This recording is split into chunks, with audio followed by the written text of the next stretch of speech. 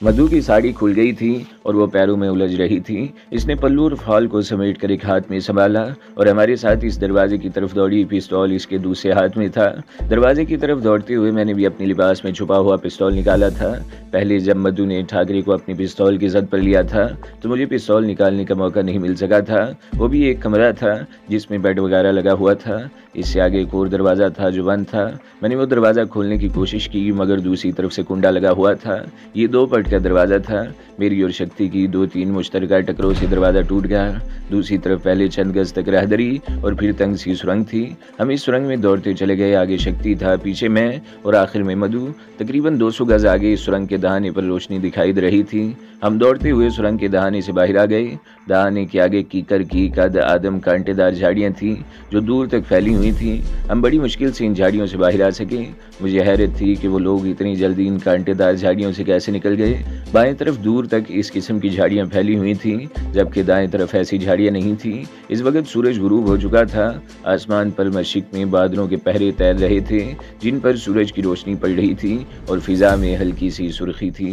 मैं एक छोटे से टीले पर चढ़कर इधर उधर देखने लगा और फिर वो 3 साए दौड़ते हुए नजर आ गए। सबसे आगे पुजारी था, इसके पीछे ठाकरे और आखिर में इसका वो आदमी जो बाद में जिंदा बचकर भाग निकला था। शक्ति मेरे साथ ही खड़ा था। इसने गोली चला दी लेकिन वो लोग पिस्तौल की रेंज से बहुत दूर जा चुके थे। शक्ति ने 2-3 और फायर झोंके। गोलियों की आवाज़ें देर तक पहाड़ियों में बाज़गश्त पैदा करती रहीं। बेकार है, मैंने कहा, गोलियां ज़ाया मत करो। मैं एक बार फिर दौड़ते हुए इन सायों की तरफ देखने लगा। मुझे वो लड़की नज़र नहीं आई जिसे पंडित अपने साथ लेकर भागा था। हो सकता है वो किसी टीले या झाड़ियों की आड़ में हो। भाग गए साले। शक्ति की आवाज़ सुनकर मैंने पीछे मुड़कर देखा। मधु हमारे साथ नहीं थी। मधु कहाँ है? मैंने सवालिया निगाहों से शक्ति की तरफ देखा। मधु वो इधर देखते हुए बिड़बिड़ाया और फिर ऊंची आवाज़ में मधु को पुकारने लगा। मैं यहाँ हूँ। झाड़ियों की तरफ से मधु की आवाज़ सुनाई दी। हम दोनों इस तरफ लपके।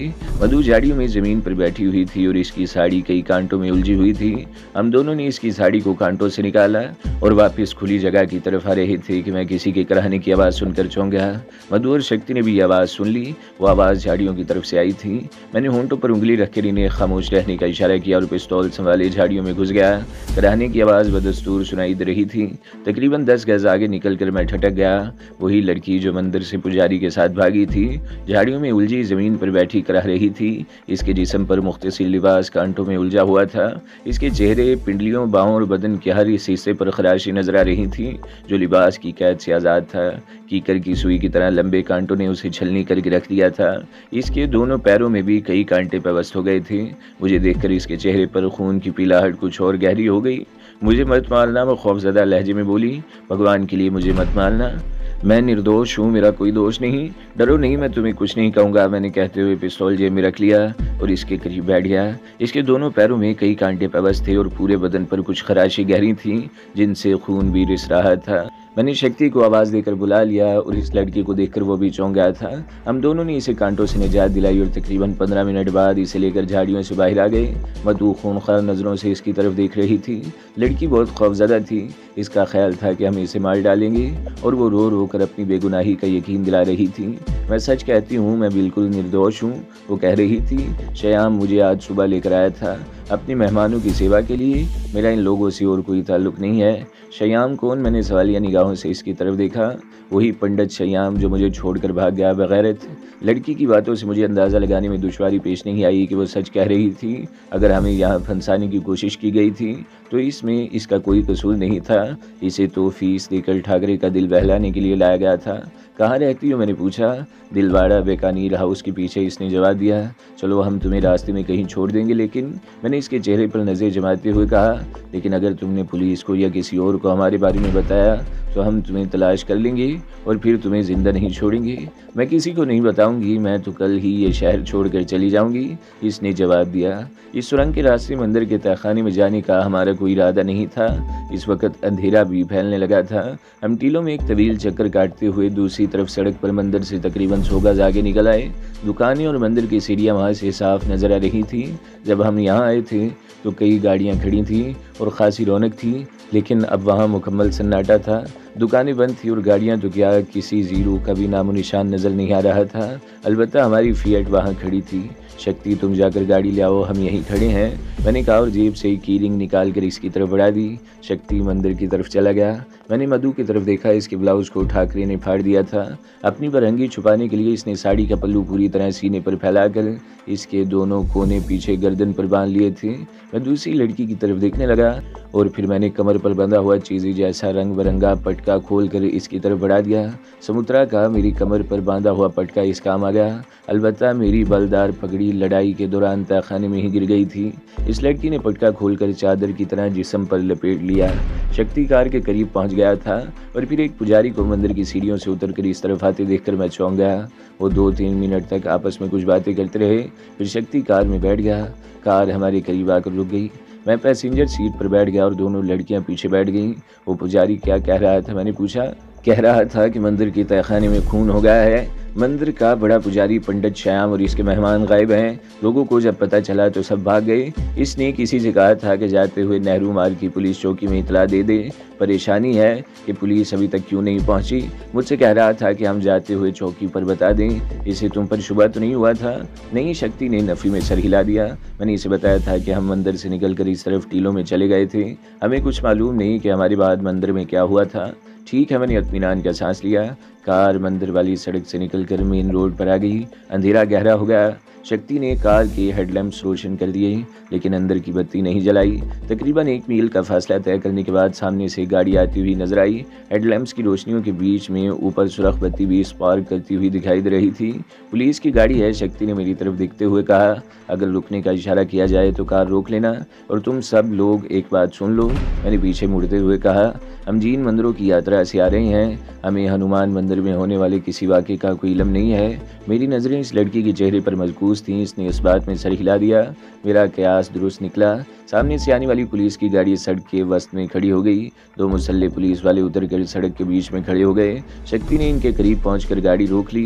एक पुलिस वाला राइफल ताने वहीं खड़ा रहा और दूसरा जो सब इंस्पेक्टर था इसने बारोब लहजे में पूछा, जीन मंदिर की यात्रा को गए थे, महाराज हमसे कोई गलती हो गई क्या? शक्ति ने लजाजत भरे लहजे में कहा। हनुमान मंदिर भी गए थे? ऑफिसर ने पूछा। नहीं महाराज, शक्ति ने जवाब दिया। हमने सोचा था वापसी पर हनुमान के मंदिर जरूर जाएंगे, मगर मेरी पत्नी ये भाग्यवान, इसने हाथ से पीछे बैठी हुई लड़की की तरफ इशारा किया। एक ढलान से कांटेदार झाड़ियों में गिर पड़ी। कांटों से सारा शरीर छिल गया, इसलिए हम हनुमान जी के मंदिर भी नहीं जा सके। क्या मुंह लेकर जाएंगे ये हनुमान जी के सामने? सब इंस्पेक्टर ने झुककर पहले मुझे और फिर पीछे देखा। हम शरीफ आदमी थे, हमारे साथ 2 औरतें थीं। हम तो किसी जुर्म में मुलव्वस हो ही नहीं सकते थे। और फिर इस वक्त पीछे से जिन मंदिरों की तरफ से आने वाली आखिरी बस भी पहुंच गई। सब इंस्पेक्टर ने हमें जाने का इशारा किया और बस को रोकने के लिए हाथ उठा दिया। बाकी रास्ते में कोई ख़ास वाक़या पेश नहीं आया। शक्ति कार को मुख्तलिफ सड़कों पर घुमाता हुआ बीकानेर हाउस पैलेस होटल की पिछली तरफ ले गया। वो लड़की रास्ते में ही उतरना चाहती थी, मगर शक्ति इसे घर तक पहुंचाना चाहता था। वो रास्ता बताती रही और बिलाखिर शक्ति ने कार एक बंगले के सामने रोक ली। वो लड़की हमारा शुक्रिया अदा करके कार से उतर गई। शक्ति ने इस वक्त तक कार आगे नहीं बढ़ाई जब तक बंगले का गेट खुलने के बाद वो लड़की अंदर नहीं चली गई। अब तुम्हें जहाँ जाना है गाड़ी इस तरफ मोड़ लो, मैंने कहा। अपन ने एक खोली किराए पर ले लिया है गुरु, तुम भी देख लो। शक्ति ने कार एक सड़क पर घुमाते हुए कहा। तकरीबन 15 मिनट बाद इसने कार एक पुरानी सी इमारत के सामने रोक ली और हम नीचे उतराए। वो इमारत किसी ज़माने में पुरशिकवा हवेली रही होगी, मगर अब किसी खंडर का मंजर पेश कर रही थी। इसमें एक दूसरे से फासले पर चंद मकान ऐसे थे जो अब भी रिहाइश के काबिल थे, और इन्हीं में एक मकान शक्ति ने ले लिया था। यूँ तो इस मकान के 3 कमरे थे, लेकिन रिहाइश के काबिल एक ही था। एक कमरे की आधी छत गिरी हुई थी और दूसरे की छत सिरे से थी ही नहीं। कमरे में एक चारपाई, 2 कुर्सियां और ज़रूरत की दूसरी चीज़ें मौजूद थीं। बैठो गुरु, शक्ति ने एक कुर्सी साफ कर दी, फिर मधु की तरफ देखते हुए बोला, गुरु के लिए चाय बनाओ अच्छी सी। मधु इस कमरे में चली गई जिसकी छत आधी थी। तकरीबन 15 मिनट बाद वो बगैर दूध की चाय बना कर ले आई। एक बात मेरी समझ में नहीं आई, मैंने मधु की तरफ देखते हुए कहा, तुमने पहले हमें वहाँ पहुंचाया क्यों था? मैंने रेस्टोरेंट में तुम लोगों की बातें सुन ली थी। मधु ने मुस्कुराते हुए कहा। मंदिर पहुंचकर मैंने सोचा कि ठाकरे तक पहुंचने के लिए पता नहीं तुम लोग कौन सा तरीका इख्तियार करोगे और इसमें कामयाबी ना हो, लिहाजा मैंने पुजारी श्याम लाल को बता दिया कि ठाकरे को जिस शख्स की तलाश है वो इस वक्त मेरे साथ मंदिर में मौजूद है। श्याम लाल मुझे खुफिया रास्ते से तहखाने में ठाकरे के पास ले गया और वही ये मंसूबा बना कि तुम दोनों को किस तरह तहखाने में लाया जाए। तुम दोनों के बारे में मुझे पूरा विश्वास था कि तुम इनके काबू में नहीं आओगे। वैसे मैं भी पूरी तरह तैयार थी। तुम तो वाकई बहुत होशियार निकली। मैंने इसकी तारीफ की। चाय पीने के बाद मैं ज़्यादा देर वहाँ नहीं रुका। शक्ति इमारत के बाहर तक मुझे रुखसत करने ले आया। मैंने कार में बैठकर इंजन स्टार्ट किया और इसकी तरफ हाथ हिलाते हुए कार आगे बढ़ा दी। 2-3 रोज़ गुजर गए। इस दौरान टेलीफोन पर शक्ति से शहर की खबरें तो मालूम होती रहीं, मगर कोई ख़ास वाक़या पेश नहीं आया। अमृत ठाकरे और हनुमान के पुजारी पंडित श्यामलाल के बारे में भी कोई खबर नहीं थी। शक्ति और इसके साथी नागराज का ठिकाना तलाश कर रहे थे, मगर अभी तक इस सिलसिले में कोई भी कामयाबी नहीं हुई थी। चौथी रोज शक्ति से फ़ोन पर मिलने वाली खबर बड़ी धमाकाखेज थी। पुलिस ने पंडित श्यामलाल को शहर से 15 कोस दूर पहाड़ियों में एक जीन मंदिर से गिरफ्तार कर लिया था। पहले तो वो पुलिस को कुछ बताने को तैयार नहीं था, लेकिन जब इसे मंदिर के तहखाने में मिलने वाली लाशों के हवाले से कत्ल के केस में फंसाने की धमकी दी गई तो इसने सब कुछ बक दिया। पंडित श्यामलाल के कहने के मुताबिक चंद रोज पहले वशिम्बल नाथ ठाकरे और इसके साथियों को मंदिर में लेकर आया था। वशिम्बल ने इंकशाफ किया था कि अचाल चुआल मंदिर का पंडित भैरू जिंदा है और शहर में ही किसी जगह रुपोश है, और ये कि वो मंदिर की सारी दौलत भी अपने साथ ले गया है। पंडित भैरू के ठिकाने से सिर्फ एक आदमी वाकिफ है, वो पाकिस्तानी आतंकवादी जो सरकार और नागराज को भी मतलूब है। पंडित श्यामलाल के बयान के मुताबिक ठाकरे और वशिम्बल ने इस पाकिस्तानी आतंकवादी के जरिए पंडित भैरू तक पहुंचने का मंसूबा बनाया, लेकिन इस दौरान वशिम्बल को कत्ल कर दिया गया। और फिर चंद रोज पहले वो पाकिस्तानी आतंकवादी अपने 2 साथियों के हमरा, जिनमें एक लड़की भी थी, अचानक ही हनुमान मंदिर पहुंच गया। इन्हें किसी न किसी तरह मंदिर के तहखाने में पहुंचा दिया गया, मगर वो बड़े ज़बरदस्त निकले। ठाकरे का एक आदमी इनके हाथों मारा गया और ठाकरे और इन लोगों को अपनी जान बचाकर वहां से भागना पड़ा। ठाकरे अपने जिंदा बच जाने वाले साथी के हमरा पहाड़ियों में कहीं गायब हो गया और वो खुद पहाड़ियों में भटकता हुआ अगले रोज दोपहर को इस जीन मंदिर में पहुंच गया। इस इतला का धमाका खेज पहलू ये था कि पुलिस ने अब मेरे साथ पंडित भैरू की तलाश भी शुरू कर दी थी। इसकी वो हैसियत ख़त्म हो चुकी थी। इसके कब्जे में करोड़ों रुपए की दौलत थी। असूली तौर पर वो दौलत अगरचे मंदिर की मलकियत थी, मगर हर शख्स इसे हासिल करने का आरजूमंद था। वशिम्बर सिंह, जिसने इस दौलत के लिए अपने गुरु नागराज से बगावत कर दी थी और मेरे हाथों मारा गया था। अमृत ठाकरे और अब पुलिस के बाद आला ऑफिसर इस मामले में खासी दिलचस्पी ले रहे थे। वो भी हर कीमत पर पंडित भैरू को तलाश करना चाहते थे ताकि इसकी दौलत पर कब्जा कर सकें। मैंने पंडित भैरू को इस खबर की हवा तक नहीं लगने दी। इस तरह इसके बिदक जाने का अंदेशा था और हो सकता है वो कोई ऐसी हमाकत कर बैठे जिससे वो खुद ही इनके जाल में फंस जाए। अलबत्ता मैंने इसे ये बता दिया था कि ठाकरे के भाग जाने से सूरत हाल कुछ बिगड़ गई है, इसलिए चंद रोज तक इसे मोहतात रहना होगा। मोहतात तो वो पहले ही था। मंदिर से फरार होने के बाद इसने इस बंगले में पनाह ली थी और कभी बाहर झांक कर देखा भी नहीं था। वो तो मैं ही था जिसने इस रात इसे बंगले से बाहर निकाला था और नागराज ने इसे छठी उंगली से शनाख्त कर लिया था, और अब तो मेरा ख्याल में वो अपने कमरे से भी बाहर नहीं निकलेगा। अमृत ठाकरे की मुझे परवाह नहीं थी। अगर वो या कोई और भैरू को कत्ल करके इसकी दौलत पर कब्जा कर लेता तो मेरी बला से मेरे पल्ले से क्या जाता था। मुझे सबसे ज़्यादा फिक्र नागराज की थी। मैं इसे हर कीमत पर तलाश करना चाहता था।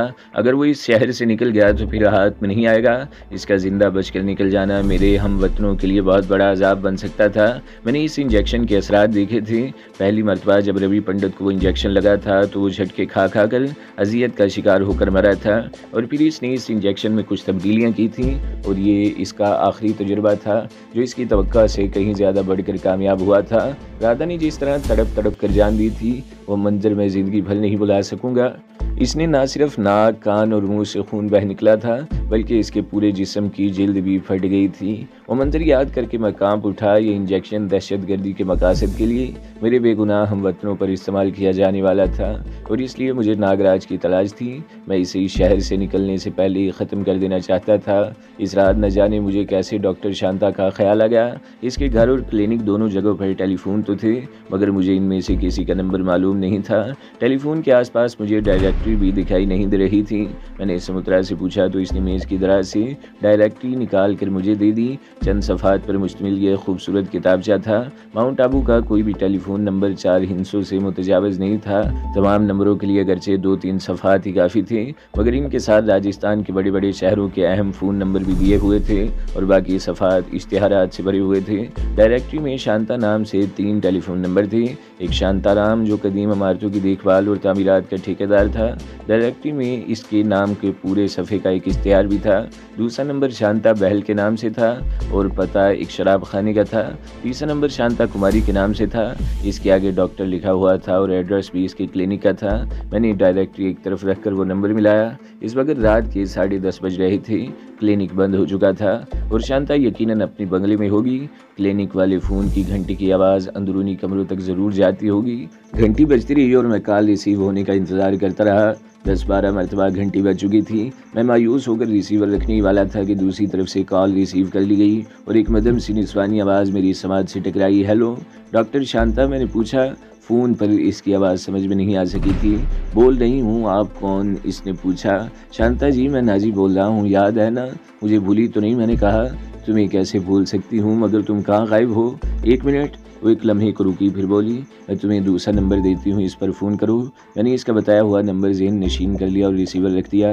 तकरीबन 2 मिनट बाद मैंने दोबारा रिसीवर उठाकर वो नंबर मिलाया। इस मरतबा पहली घंटी पर ही कॉल रिसीव कर ली गई। कोई ख़ास बात? मैंने शांता की आवाज़ सुनते हुए कहा। हाँ, मैं 3-4 दिन से तुम्हारी तलाश कर रही थी, मगर नागराज जैसा आदमी आज तक तुम्हारा खोज न लगा सका। मैं अपने मकसद में कैसे कामयाब हो जाती? शांता ने कहा। इसे कहते हैं ना कि दिल को दिल से राह होती है। मैंने हंसते हुए कहा। तुम मुझे खोज रही थी और आज मैंने खुद ही तुमसे राब्ता कर लिया। कहो, वो ख़ास बात क्या है? नागराज तुमसे छुपता फिर रहा है और तुम इसकी तलाश में हो। इसका कोई सुराग मिला? शांता ने पूछा। अभी नहीं, लेकिन मैं जल्दी इसे ढूंढ निकालूंगा। लेकिन क्या? मैं एक लम्हे को खामोश हुआ। मेरे ज़हन में अचानक ही एक और ख्याल उभरा। क्या तुम्हें इसका कोई सुराग मिल गया है? यकीन से नहीं कह सकती, लेकिन मैंने बेला का पता लगा लिया है। शांता ने कहा। क्या? मैं उछल पड़ा। कहाँ है वो? नागराज भी यकीनन इसके साथ होगा। कहाँ देखा था तुमने बेला को? ये 4 दिन पहले की बात है, शांता बताने लगी। सुबह 4 बजे के करीब 2 आदमी मेरे घर पर आ गए। वो किसी मरीज़ को दिखाने के लिए मुझे अपने साथ ले जाना चाहते थे। मैंने इनकार किया तो इनमें से एक ने पिस्तौल निकाल लिया। इस तरह वो गन पॉइंट पर मुझे अपने साथ ले गए। तकरीबन 1 घंटे तक कार में सफ़र करने के बाद उन्होंने मेरी आंखों की पट्टी खोली तो मैं एक कमरे में थी और मेरे सामने बेड पर बेला पड़ी हुई थी। बेला क्या हुआ था, इसे मैंने पूछा। अबॉर्शन, शांता ने जवाब दिया। अभी पहला ही महीना था। शुरू के 3 महीने तो औरत के लिए निहायत ख़तरनाक होते हैं, लेकिन बेला जैसी लड़कियां आराम से थोड़ी बैठी रहती हैं, खुद कड़े लगाती फिरती हैं। और बेला की ज़िंदगी तो दूसरी लड़कियों से बहुत मुख्तलिफ है। वो चंद लम्हों को खामोश हुई, फिर बोली। उन्होंने मुझे ये नहीं बताया कि मरीज़ा को क्या तकलीफ़ है। बेला की हालत देखकर मैंने इसे अस्पताल ले जाने का मशवरा दिया, लेकिन वो वहीं पर इसका इलाज करवाना चाहते थे। मैंने एक आदमी को भेजकर बाज़ार से कुछ चीज़ें मंगवा ली। मुझे वो पूरा दिन और पूरी रात वहीं रहना पड़ा। मैं इसे एक कमरे तक महदूद होकर रह गई। मुझे कमरे से बाहर निकलने की भी इजाज़त नहीं थी। तो फिर तुम्हें ये तो नहीं पता चला कि वो कौन सी जगह थी? मैंने पूछा। मैंने पता चला लिया, शांता ने जवाब दिया।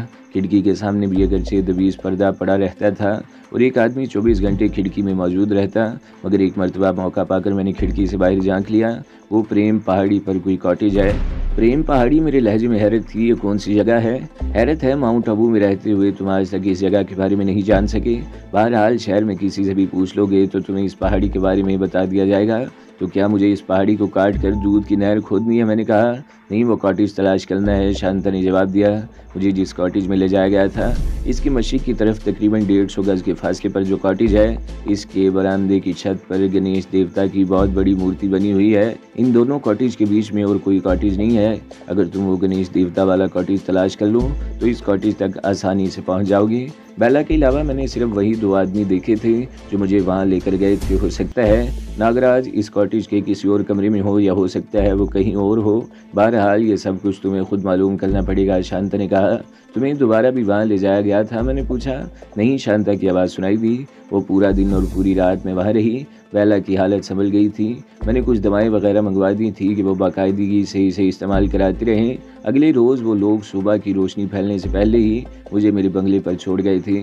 इसके बाद उन्होंने मुझसे रब्ता नहीं किया। मेरा ख्याल है बेला ठीक हो गई होगी। ठीक है शांता, मैं कल रात किसी वक्त तुमसे मिलूंगा, मैंने कहा और फ़ोन बंद कर दिया। शांता ने वाकई बहुत बड़ा काम किया था और ये महज इत्तेफाक ही था कि आज मुझे इसका ख्याल आ गया था और मैंने इसे फ़ोन कर लिया था। अगर शांता को फ़ोन न करता तो इतनी अहम मालूमात हासिल न होती। रत्ना भी मेरे करीब आकर बैठ गई और मैंने इसे शांता के बारे में बताने लगा। फिर इसकी तरफ देखते हुए पूछा, ये प्रेम पहाड़ी कहाँ है? प्रेम पहाड़ी इसने मुझे घूरा। प्रेम पहाड़ी वो जगह है जहाँ प्यार करने वालों पर कोई पाबंदी नहीं। हर मुल्क के किसी न किसी शहर में कोई ना कोई ऐसी जगह होती है जहाँ कोई पाबंदी नहीं होती। मादर ज़ात आज़ाद किस्म के लोग ऐसी जगहों पर जाकर अपनी दिल की भड़ास निकाल लेते हैं। लंदन का हाइड पार्क बहुत मशहूर जगह है। वहाँ लोग हर किस्म की बातें किसी खौफ के बगैर आज़ादी से कह सकते हैं। वहाँ न सिर्फ मलका को भी गलीज़ गालियाँ दी जाती हैं बल्कि मरियम और ईसा के भी बखिए उड़ा दिए जाते हैं। इस तरह कोलंबो में छतरी पार्क बहुत शोहरत रखता है। और चंद लम्हों को खामोश हुई, फिर बात जारी रखते हुए कहने लगी, इस पार्क का नाम तो कुछ और है मगर छतरी पार्क के नाम से मशहूर है। वहाँ दाखिल होने वाले हर शख्स के हाथ में तुम्हें एक छतरी नजर आएगी और पार्क के अंदर मौजूद जगह जगह तुम्हें ज़मीन पर लातादाद खुली हुई छतरियाँ नजर आएंगी और हर छतरी के पीछे तुम्हें ऐसा होशरुबा नज़ारा दिखाई देगा कि तुम सांस लेना भूल जाओगे। समझ लो कि ऐसे नज़ारे मियाँ बीवी के बेडरूम में ही देखे जा सकते हैं। अगर झांकने का मौका मिले तो माउंट आबू की प्रेम पहाड़ी।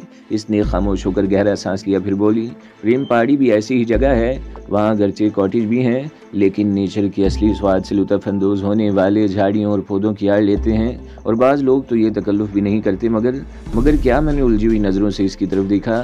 सुना है कि कुछ अर्सा पहले वहाँ भी पाबंदी लगा दी गई थी। सिर्फ इन्हीं लोगों को जाने की इजाज़त दी जाती थी जिन्होंने वहाँ कॉटेज ले रखे थे। ओ मेरे मुँह से बेख्तियार निकला, वहाँ कॉटेज किराए पर भी मिलती होंगी।